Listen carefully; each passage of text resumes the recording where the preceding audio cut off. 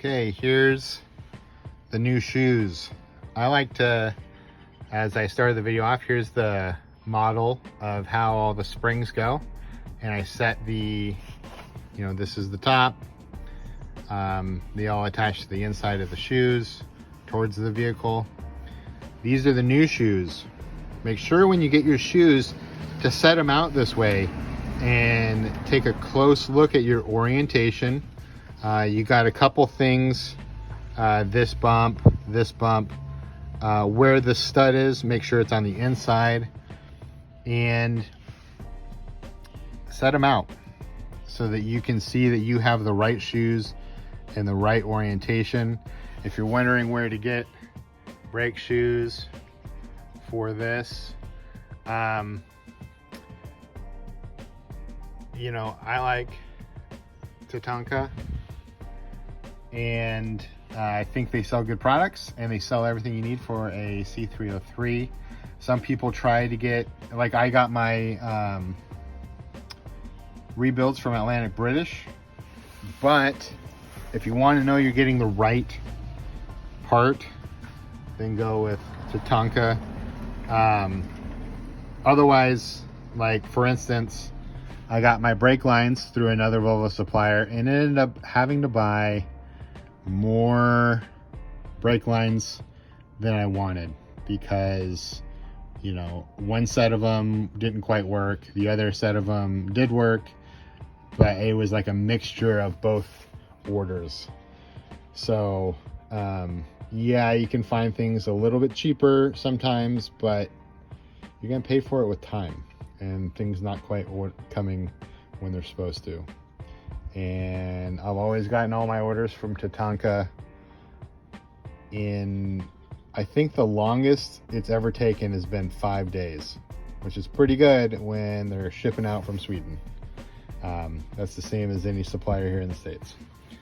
So that was a non paid for plug. It just happens to be the fact that with these vehicles, there's not a whole lot of places to buy our parts. So what I like to do is, I'm gonna shake them. So notice that this bumper is down, this bumper is up, and I'm gonna take off my springs and I'm gonna start bringing them over and attaching the springs to the top. So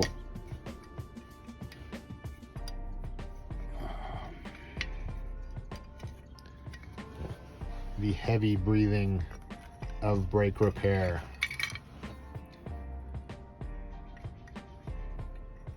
Okay.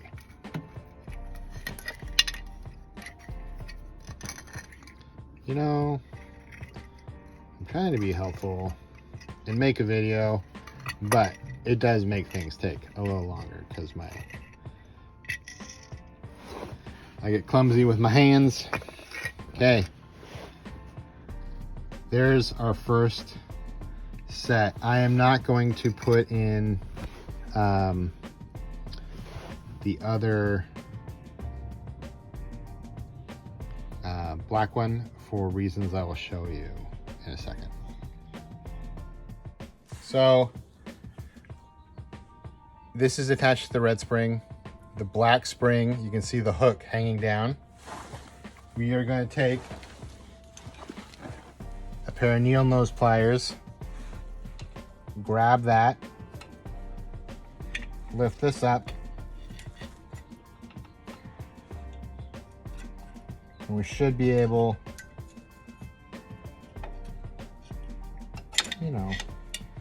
it's all fiddly. Get that into the proper hole. Oh, wrong hole. There we go. So now it is in the hole. This lower one is hanging. Okay.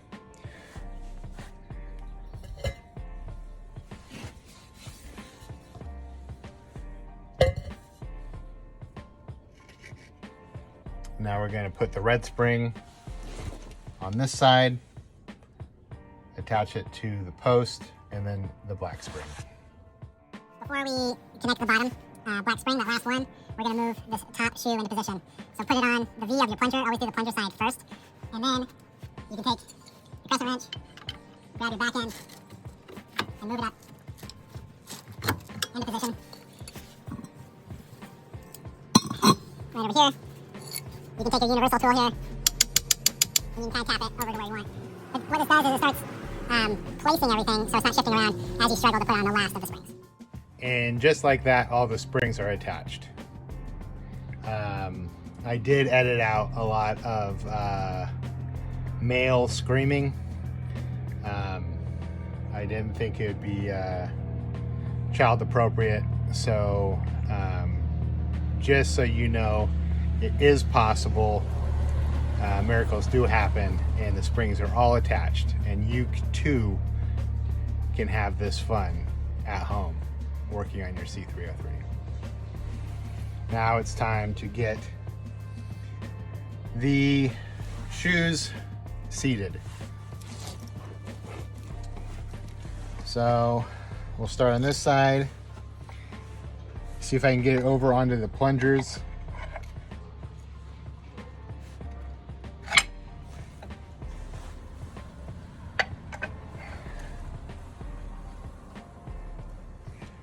Mind you don't lose a finger. Bring you over to the other side.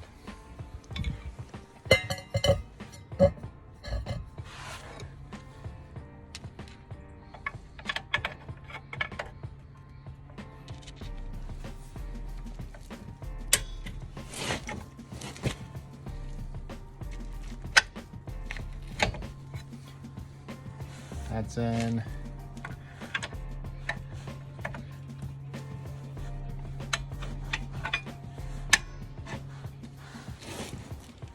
Back to the other side. One more to go.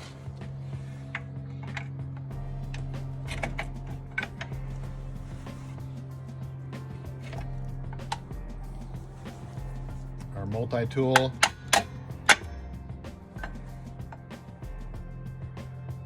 And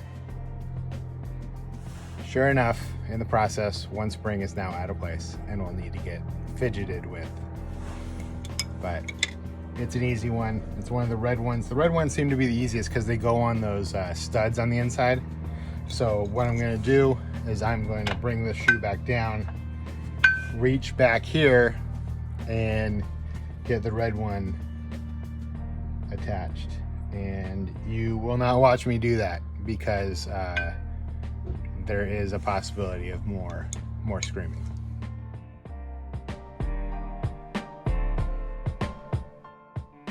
So the final thing to do is look all around, you know, peek into the deepest, darkest crannies and make sure that all your springs are attached and where they're supposed to be, and that nothing got messed up in the process of getting the shoes on.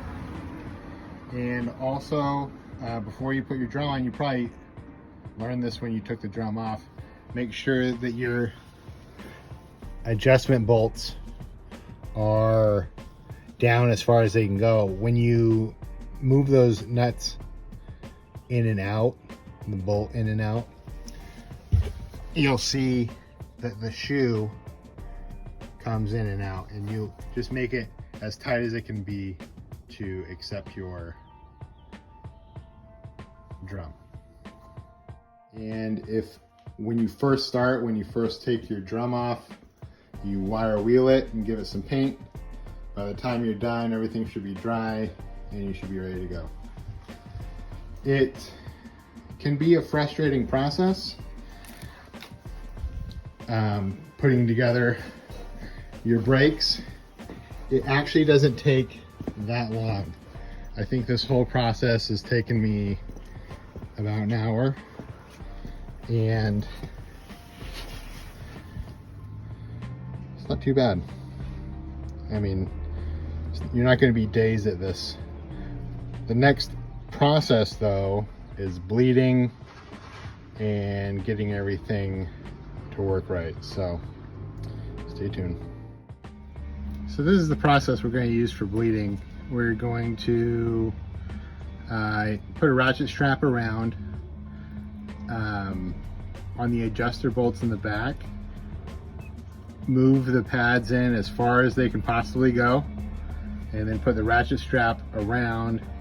And what this does is it attempts to bottom out the cylinders on the pistons on each cylinder, and just makes the smallest volume possible to capture air.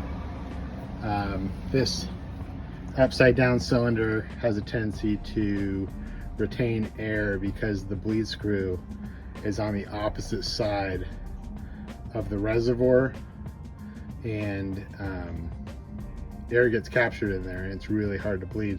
But this is one method that can get that out.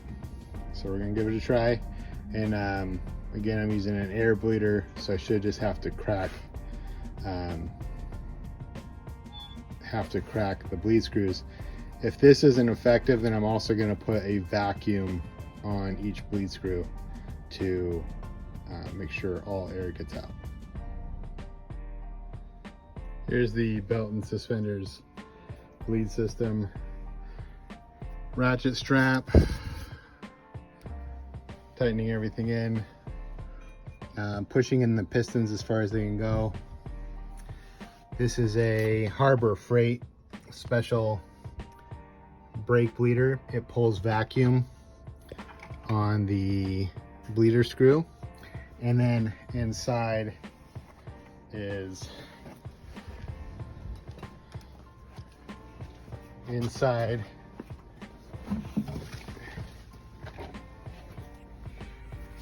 the motive power bleeder. I just bled. I pump it up to 15. Bleeding usually brings it down about 5. And I can hear a little gas escaping from the lid, so I need to tighten that up. That's the super bleed system. So here's a little pressure bleeder tip. If you're going to use one of these, and given that this is a tutorial, then you know, tips are what it's about. Since I'm done bleeding that one side, I need to switch this from this reservoir to that one, and I'll do the front bleed screws. However, when you're running this at pressure, this line fills with fluid, and if you were to go up here and take that off, it would just explode fluid everywhere. So what you do is you come down here, and I already did it, but you slowly release this cap, and you'll see the needle drop, and you'll hear it releasing air, and all the fluid will come down the tube back into the reservoir and not all over your windshield and dash. So pro tip, do that or you'll be sorry. This diagram should help you bleed the front brakes. It's color coordinated with red and yellow. The red circuit feeds the front cylinders. The yellow circuit feeds the rear cylinders, and those both correspond to reservoirs that you would have pressure on. So you should be able to bleed both fronts and both rears.